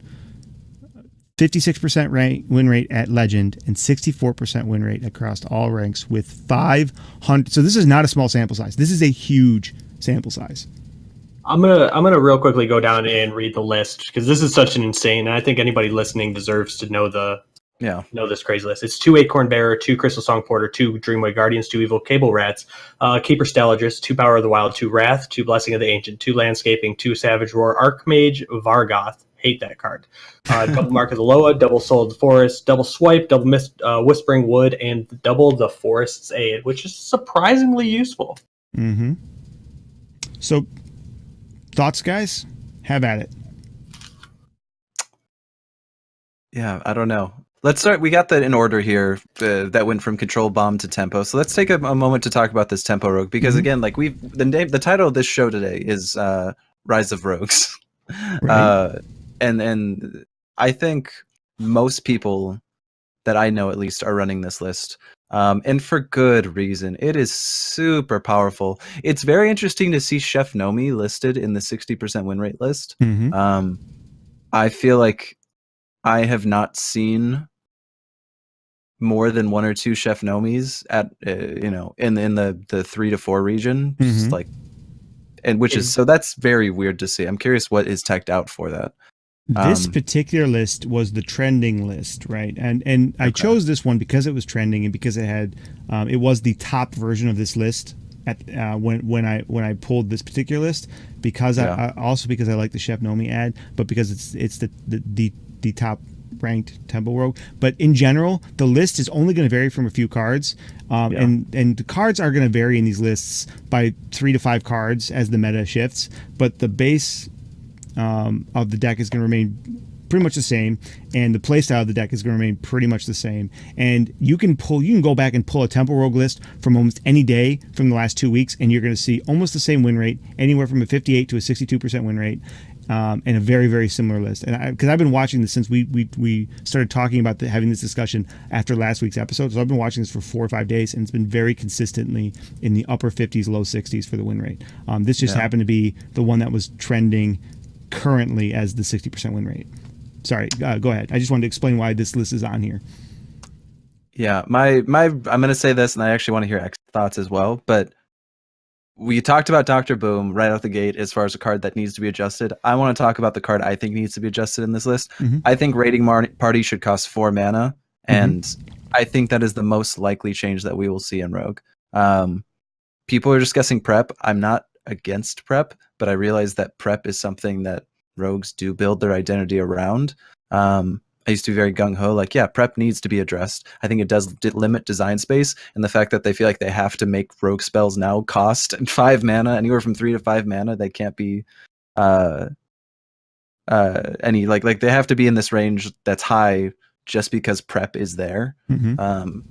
It's not necessarily the most healthy thing, but the fact that you can literally no cost draw 3 very powerful cards, some that sync up directly with each other in Waggle Pick plus Double Dread Corsair, is just gross. It's just too strong for something like Rogue. And if you do it on turn 3 and you do prep, Raiding Party, and then Van Cleef, you are playing 3 cards and drawing 3 cards for 3 mana, and getting a 6/6 on them. Yep. That is too strong. I have more points, but X, I want to hear your thoughts. Raiding Party sucks to play against. Yep. When they prep Raiding Party coin Van Cleef, you hit the concede button because it feels, how did Peter Whalen say? Inevitable and miserable to play against. His words, not mine. Right. And I would agree. Literally, this is why, one of the reasons why I think Control Shaman has had a place, why I think any Shaman has had a place right now, because Shaman has tools that can just answer that. Most people don't, right? Because they have a cheap Earthshock and they have a fairly cheap answer in Frog. You have 4 cards in your deck, and you have other things that can generate cards like Vision. Because you have those cards, they allow you to answer things that most decks just can't deal with. How do you answer even a 6/6 Van Cleef on 3 or 4? How do you answer that with most classes? You don't. Like you're playing what, Priest, and you've got Power of Death. Most classes can't do that without having either a really lucky draw or just having somehow, if they got board control against a rogue. I don't know. Hunter has good single target removal, but I think that's it. Yeah, but Hunter gets crushed by so many things in the meta right now. The chances of you running the chances of you running into a Hunter are so slim. So I would agree that Raiding Party is the enabler here. I get a little nervous when we start talking about nerfing Prep, because it's a class identity card, both in Hearthstone, but just class identity because of Prep in Rogue as a class relating back to WoW. It's a slippery slope, but it's the same reason why they had to be careful with rogue weapons, because rogue weapons, if imbalanced, can become extremely oppressive. Maybe we're just getting to a point now where if you want to have, like you were talking about, Root Clouds, a less limited design space, maybe we're going to have to make some sacrifices. They did with Druid. They've nerfed a number of Druid core cards, so maybe they have to do that with Prep. But I think if you deal with, like, it's the same thing with Shadow Step. Why Leroy Jenkins is considered a problematic card, mostly because Rogue exists with Shadow Step. Like, so it's just one of those things where it's like they might have to start looking at those things, even if they don't want to. Beyond that, though, are there any other cards? Because I'm looking at chat here. People are talking about Myra's Unstable Element being a problematic addition to the deck. Is there anything else in here? Is Waggle Pick something that's come up in conversation? Is there anything else in this list beyond the things that we've talked about that you think have helped this deck rise to the top? Because even though we talked a lot about Warrior, because Warrior is very represented, I think everybody in this group would agree that Rogue is probably the most consistently strong deck. It's been the tier 1 deck across the board for the last week, maybe more. Even though it might not be as represented at different ranks as Bomb Warrior is, or Token Druid is, it's certainly the deck that is dominating the meta. I know, like, I played 50% of my games against it the last couple of days. So is there anything else in this list that you think is enabling this deck to be so dominant? Tell me how the hell a deck with no real 1 or 2 drops killed me on turn 5 so often. That's a great point. Point. Well, if you look at how the average play works, like you'd think you're playing like a slow mid-range or even a control deck against Tempo Rogue, which is tempo, but they don't do anything till like turn 3 or 4. Yeah, then on turn 3 they play an 8/8. On turn 4 they play a 4/4 that gets bigger every turn, and then turn 5 they hit you for 90. It's simple math, really. Right. So really, it should be called like Ramp Rogue or Burst Rogue, not Tempo Rogue. Because it doesn't really feel the tempo doesn't start until like turn 3, 4, or 5. It's really more just play the best cards in the game, Rogue, is how I would describe it. If it's green, play it. Yeah. No, like for real though, the deck overall is not truthfully enabled by, as me and Rube were talking about, Raiding Party. It is a huge card, but it's just Master's Call, which sucks again, but it's annoying. Every single card in there is annoying. Tempo Rogue is always going to be a deck just because that's the identity of Rogue is going to be tempo. So you can guarantee at the beginning of every single rotation, this time next year, we're going to be talking about nerfing Prep again. Yep. I promise. If they don't do it. So that brings up an interesting topic. And we beat up Token Druid the last couple of weeks. I don't think we need to dive too much into Token Druid. I did want to point out the win rate on that, but I do want to kind of jump into the heart of one of the questions now that we've kind of discussed the various decks in question here. With all of this discussion out of the way, do we feel like any of these decks or classes need an adjustment? I mean, what is our consensus here? Do we want to take a yay or nay vote, or do we just want to talk about it kind of off the cuff? I'm good. Nothing needs to change. Dr. Boom, I hate it, but whatever. That's it. Nothing needs to change. Really? So X is going hardcore, guys. He's going like no lives. You're dead. You got to start over from zero. Hardcore mode. Eric, what are your thoughts? Boom has to be adjusted somehow. It stands out too much. The value is too much. There's just no way you can look at this card. This card does not represent Hearthstone now. This card represents Hearthstone, whatever, 2 weeks ago, 3 weeks ago. And that's its biggest problem, is it's so out of place, as we've constantly talked about. I really don't know how you balance it, because even at 9 mana, I don't know. There's just so many factors. There's just so many factors between the rush and the hero power and the value that stems from both. So I don't know what they're going to do. Hopefully something. Rogue, I think they do. I think they need to put Raiding Party at 4. That's the only way you avoid a prep nerf IMO. And I think it'd be fair. It'd make it so you get away from these Van Cleef turns that are so awkward. Like, I don't think Van Cleef needs to be nerfed. X did bring up the fact that removal is not as prevalent as it used to be, or you may have actually added with Shaman. But it's very true. We saw Hunter's Mark get to 2 mana. We saw Hex is at 4 mana. No one's really running many silences. The Owl's at 3 mana. What are some other common things? Spellbreaker's at 4. Spellbreaker's 4. It's just like, it's just, there's not a lot of hard removal right now. And we even, Az and I were talking about this, there's not a lot of early game taunt, the same way that there was a Tar Creeper that could maybe protect you for a turn, or Stonehill, these auto-include taunt cards that you would see early game that would help stem something like this, is not there. So you were taking 6 damage, almost guaranteed when this is on the board. So I really just think it makes it too powerful. I like Wagglepick. I really don't mind Leroy Wagglepick that much. I think it's the fact that they can get you so low that they don't even really need Leroy Wagglepick to pop off sometimes. They can just do it themselves, and that's just like the cherry on top. So that's my thought there. For Druid, I haven't thought enough about. We talked about Druid a lot last week. Well, if you want a moment to think about Druid, I'll throw my thoughts in here real quick, and then we can close out this segment if you guys don't have anything else to add.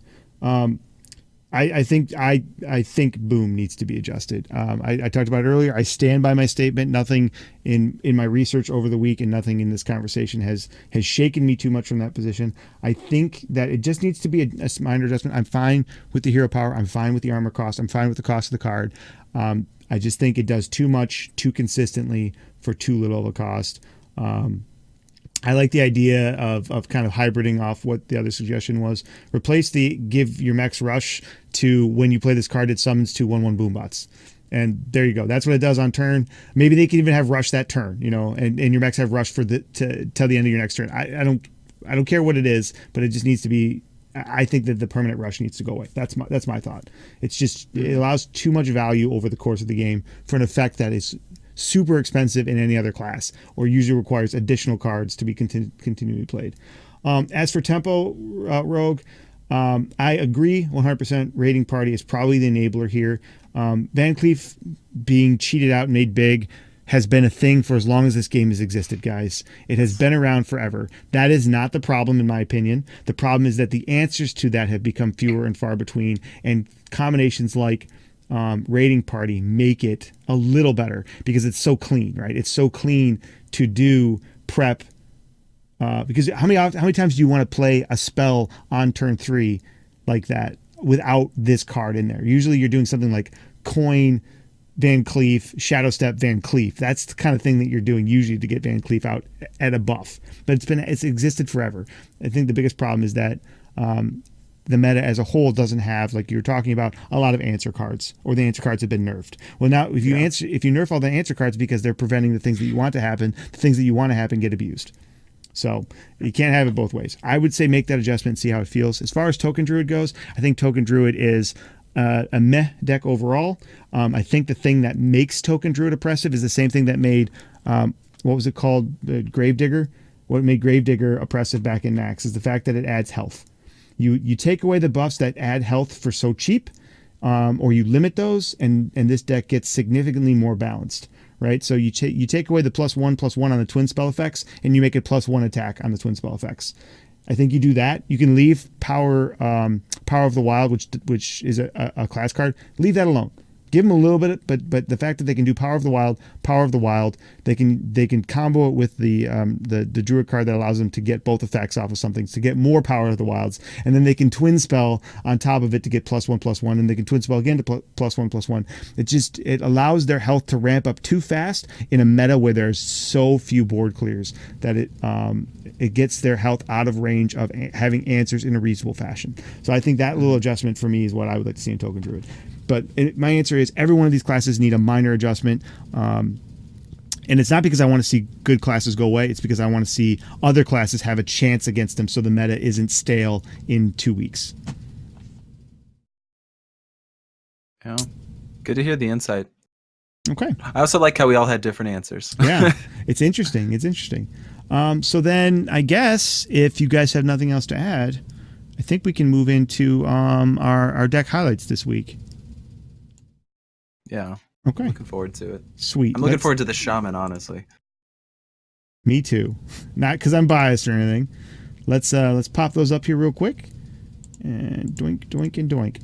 All right. So everybody listening at home, we each brought a list this week. The meta isn't quite stabilized enough for us to really feel comfortable focusing on one deck right now, other than the fact that we kind of focus on a couple of the prevalent decks already in the meta discussion in general. So we still decided to bring one deck each to kind of showcase some of the decks that are out there other than these super strong decks. And this week, Exiles brought Handlock, Rude Clouds brought Mech Hunter, and I brought Big Shaman. Who wants to go first and kick off the discussion? I can go. Yeah, please take it away. I know Handlock is something you had talked about in the past, so I want to hear your thoughts on this list. I love Handlock, and this is a version that between myself and Ben from work we had come up with. He gave me his shell, and then I made it Exile-y, aka good. But no, so my list is running double Mortal Coil, double Shriek, double Dalaran Librarian, which is the 2-mana 2/3 silence a minion on each side of it, double Sunfury Protector, double Arcane Watcher, which is the 3-mana 5/6 can't attack unless you have spell damage +1, Earthen Ring Farseer, 2 of those, double Faceless Rager, a Defender of Argus, double Hellfire, double Spellbreaker, double Twilight Drake, Ziliax, single copy of Siphon Soul, double Violet Warden, which is the 6-mana 4/7 spell damage +1, Archville and Rafam, Lord Godfrey, Archivist Elysiana, and double Mountain Giant. I was running double Shriek because there was a lot of Token Druid at the time when I was playing this. I very recently, i.e. read earlier today, a few hours ago, took one Shriek out for an Ancestral, or the 2-mana 4/5 can't attack. Cameron. Yes. Okay. Can't remember what it's called, but it's a 2-mana 4/5 that can't attack. Ancient Watcher? Ancient Watcher, exactly. That I put in there for it. And another card that I played around with was Shadow Flame. This deck is really strong. Mm-hmm. This deck is really strong as long as you're not playing against any Bomb Warriors or any Tempo Rogues. So it's a natural. It's good against everything else. Well, I gotta say that, and those of you that know me or hang around my streams know that OG Handlock, which this is very similar to, is my absolute favorite deck of all time. So this harkens back to my early love of this deck, and in the early days of this game, this was the first deck that I had seriously made ladder climbs with, was the OG Handlock deck. So I love the fact that that this new meta has allowed for this to have a place, even if the other decks are kind of oppressing it a little bit. The fact that it exists and is in any way, shape, or viable, is even a tier 2 deck, to me just warms my heart. And the fact that I saw you playing it on stream the other day when you was so awesome to sit there and watch somebody as good as you are pilot this deck, even in a meta that isn't good for it. So I'm super happy to see it again, and thanks for bringing it. No, thanks. Of course, dude. It was my pleasure. How about you, Eric? Yeah, so I brought pretty straightforward Mech Hunter. This list does have a couple variations from what you'll see normally. I'm planning on taking out the Defender of Argus because it's just not reliable enough, I think. Even just putting in a Direwolf makes more sense. And so if I'm going to go that route, but a pretty straightforward list. It's on Twitter, I've heard it described as you type in mech and you just click until your deck fills up, and that's kind of what happens here. So a lot of the same shells. I'll just point out some highlights here. It does run 9 lives, the 3 mana card that you discover a Death Rattle card that has died this game on your end. The Death Rattle triggers, and then you get that card back in your hand. It's such a gross effect, especially the way that it can combo with some of these other things. An MVP that I've seen with that has been Spider Bomb, as well as Oblivitron. If you get your Oblivitron, you can trigger the Death Rattle. The Oblivitron is back in your hand. It can either go on board or you can summon another mech from your hand. Like, it's just, there's a lot of really fun synergy. And the reason I like this deck so much compared to at this point that Secret Mech Pally that I was running is the fact that with Secret Mech Pally, your big turnarounds are when you stuff a Zilliax on some of your other mechs. Like, those are your big pieces, and you're getting a big heal swing turn. The issue with that is your mechs don't start until turn 5 with war, or turn 4, I should say, with the 2/4 taunt, annoy module. But then turn 5 with war gear, and then turn 6 with the whelplings. And so that's late enough in the game at this point that aggro decks can take you out before you really recover. Right. The nice thing about this list is you've got you still have that potential. This list does still run a lot of ways to get a big Zilliax, but also on its own, it's just you can get things out earlier. I've had Venomizer put in work early, as much as I like to hold it off as long as possible. Venomizer's gross. I think the biggest difference is the fact that Spider Bomb exists. The amount of games that I've beat Summon Mage because of my Spider Bombs, I've been able to just control their Mountain Giants out, even if they copy them. It's gross. So I really do like this list, and this is what I'm planning on piloting the rest of this week. Up until I think I hit Legend. I think it's super solid. As mentioned, it's number 2 on the meta charts right now, and I think for good reason. It beats Warrior so easily. If you are annoyed with Warrior, just deck, you'll be happy. And it runs Boom Master Flark, and those are the 2 arguments I have. End of discussion. What did you bring, Az? Well, I just want to say on this particular list, I adore this list. I played a little Mech Hunter the other day. It was a different version of Mech Hunter. It was kind of an experimental list. Which was fun to play, but this list is so solid. And I posted the deck code in here like I did for X's deck as well. If you just want a well-rounded, consistent deck, this deck is the deck to pick. And if I ever get bored tinkering around with Shaman, actually want to make a legitimate push, my guess is, because I've hit a Hunter every single time, I've hit Legend every single time I've hit Legend with a Hunter deck, I imagine at some point I'll be playing Mech Hunter to do it again. So I like this list a lot. I suppose one last interaction that I should mention is not just meme worthy, but very, very strong. I mentioned earlier I like to hold on to the Venomizer. That's because this list does run Missile Launcher. Missile Launcher is a 6 mana card. It's a 4/4 with Magnetic on it. And at the end of your turn, it does 1 damage to everything else. So whether it's other minions, whether it's your minions, your face, your opponent's face, it does that. So if you attach Venomizer, which is a poisonous mech for 2/2 that magnetizes, you just get a guaranteed board clear. And when your deck runs so many bombs, like Explodinator, like Flarks, that's just a bunch of 2 damage missiles going right towards your opponent. So I've gotten a lot of lethals that way. Just in my limited playtime, I think 35, 36 games. It's because the poison missile hits the player's face and they die, right? That's how it works. That's what. Yeah. That's, come on. What is full disclosure? Explain this to you. That doesn't work, guys. That doesn't work. Yeah. For this week, I brought Big Shaman, as I alluded to earlier, because I've been tinkering around with Shaman for the last 7 to 10 days, trying to make Control Shaman work consistently on the ladder with mixed results. At X's suggestion, watching me beat my head into the wall, trying to make that work, he said I should try Big Shaman. And guys, it turns out Big Shaman's a legitimate deck. It really is. It's not a meme deck. It's a legitimate contender deck. This particular list I like more than a lot of the lists I've been seeing floating around. I believe, X, this is your own tweaked version of the list. So you'll see a lot of similar. Yeah, you'll see a lot of similar cards to what's in the more, I would say, standard list. And X, I'd like you to go over the changes that you made to it after I say a few words on it, just to give some people your insight as to why you put these cards in here. But just real quickly, the list in here, and I'll post the deck list link as he's taking the time to make those comments. But this list runs Big Shaman list runs two totemic smashes, two ancestral spirits, two big bad voodoos, two farsights, two haunted visions, two lightning storms, two hexes, two Hagatha schemes, two muckmorphers, one Ziliax, two Eurekas, two Rain of Toads, an Alakir, a Hagatha, two walking fountains, a Ysera, and two big bad archmages. X, if you just want to go over some of the changes from the more standard list real quick, and let people know why you made these changes, because I think they were really good. Yeah, absolutely. So in most of the big shaman lists right now, you're seeing one big bag archmage or one big bag archmage or one walking fountain. You're not generally seeing two of both of those.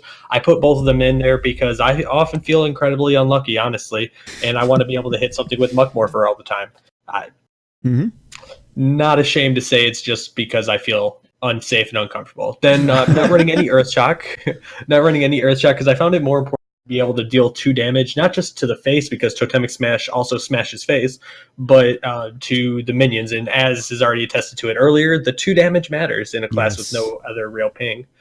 A lot are not running double big bad voodoo. I'm seeing a lot of 0 or 1 big bad voodoos in the deck. And instead of Big Bad Voodoo, you're seeing things like Ancestral Healing, the 0 mana spell that heals a minion to full health and gives it taunt, which is really good for Walking Fountain. But outside of that, I didn't really see enough of an immediate use for it. Right? Just normally putting up a taunt isn't good enough. And then we're running double Lightning Storm, which you don't see in any other big shaman deck. Nobody's running double Lightning Storm, but again, I feel incredibly unlucky, and I run into Token Druid. And when you have 2 Lightning Storm, 2 Hagatha Scheme, you're not going to lose to Token Druid. Yeah, so. And I just wanted. I'm glad that you put that insight in there, guys. And the reason why I wanted to highlight that is because a lot of people are going to say, "Oh, you might be listening to the podcast, you might be watching the VODcast, and you'd be like, I didn't get the deck list because I wasn't in chat that day." Look up this particular version of the list. One reason why I wanted to read it and why I wanted to highlight why I think the changes are so important, because I've played 60 games with this deck over the last 2.5 days or so, 2 days or so. And I got to tell you, this deck crushes Rogue. It holds its own against Bomb Warrior. I've only played 1 or 2 Control Warriors with it, but it holds its own against Bomb Warrior.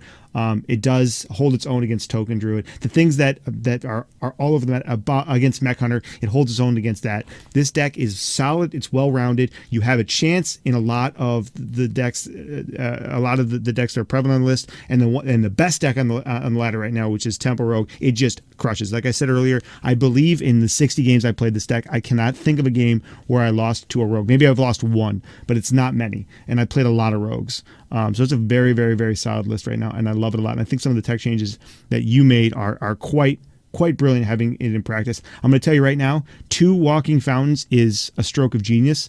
It keeps you Walking Fountain, okay, because you toad. You play Rain of Toads on turn 6, right? And then you can't do anything on the next turn because of the oh my god, why am I forgetting that term? Overload. Thank you.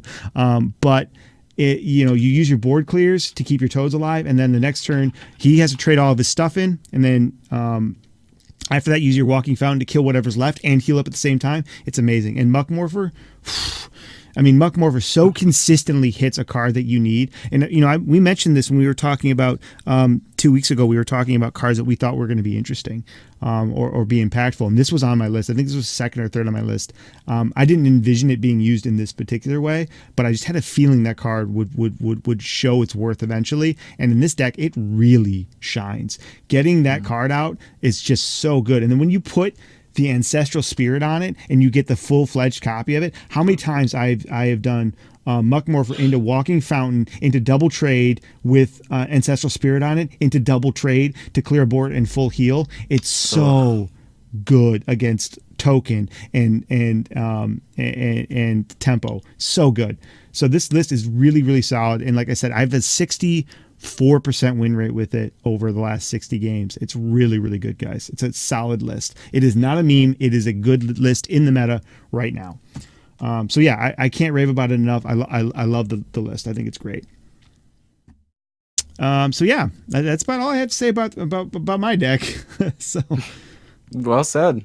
all right. Well, I think that concludes our deck discussion for this week. Do we want to bounce back as we move into the final segment of the show? Do we want to bounce back and look at the Twitter poll to see if there's any changes in that real quick? I was going to mention, so thank you everyone again for voting. We actually got a few more votes, so now we're up to 18. Okay. Current tally has actually switched. We're now, I think this is switching. 56% of people want to see a nerf or a balance adjustment of some kind with either rogue, warrior, or druid, and then 44% says no, not needed yet. Okay, so a little bit of an uptick, but basically the same. And you mentioned this earlier. It is interesting and I think kind of good to see that it is close, because it means that it is an issue on people's mind, but that there are differing opinions on it. So it's definitely in the thought process, and people are aware of it, even if they think it's a little early, which is surprising considering the fact that, like, when you do the math, there's a lot of numbers out there to back it up. But X makes a compelling point. Maybe people listen to him. Yeah, it's going to be curious to see. I don't expect changes. I think as and I did have this conversation last week, I don't expect changes within the first month that this has been, that this set's been out. Sure. Maybe within the first 2 months. So if we see anything, keep your eyes out for that. But again, from what we heard from the balance team, they don't necessarily have their sights on much right now. So we'll see what ends up happening. Okay.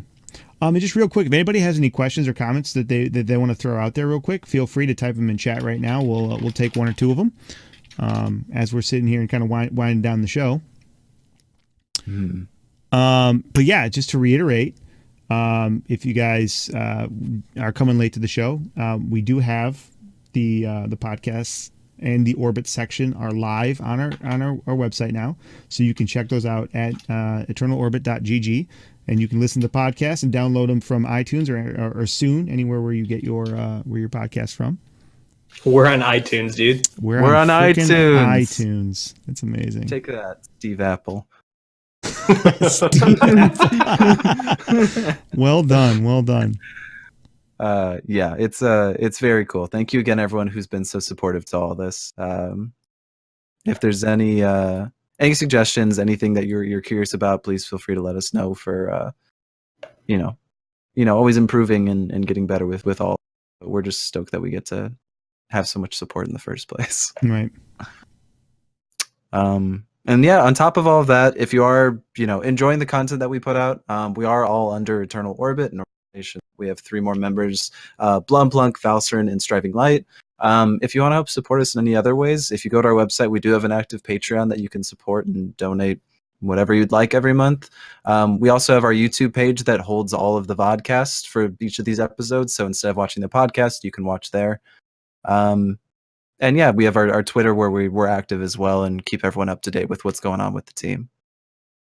Excellent. So as much as Brood was, informing of you of all those things, I'm going to command everybody who's listening to you to check out the things that this man was mentioning. I was going to point that way first, and then I got in my own head. To the wall sort of thing. But yeah, no, I command you, follow our Twitter, download all of our VODs, go to our website, give us all your money on Patreon, and all the other stuff that he said. Buy the merch.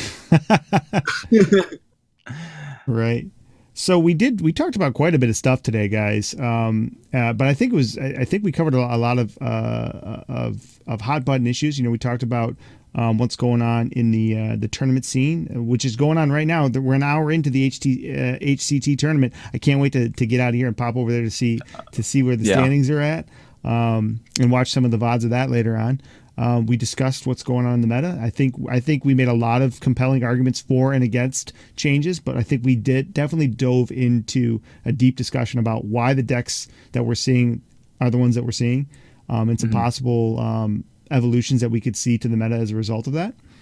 And then we kind of discussed some decks that maybe not everybody is talking about because everybody on Reddit and Twitter and everywhere else is obsessed with like 4 decks.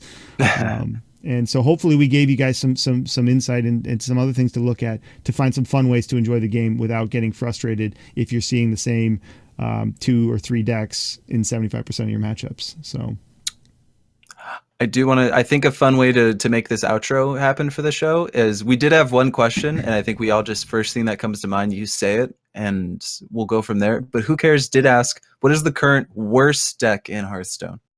Go. Warrior anything. Pogo Rogue. Silence Priest. Oh, good answer. All right. Well, everyone, thanks for tuning in once again to the 8th episode. Now 8. We're into 2 full months of the show now of the Orbit. We appreciate you guys tuning in and giving us your time and attention. As always, my name is Azrael as it gets, and I'd like to thank everyone for being here. As always, I'm joined by Mr. Exiles Rhythm and Rude Clouds. Hello. Everyone have a great day, and we will catch you next Wednesday right back here at 9 p.m. Eastern, 6 p.m. Pacific for another installment of The Orbit. Until then, have fun. See you guys later. Goodbye. Buy the merch.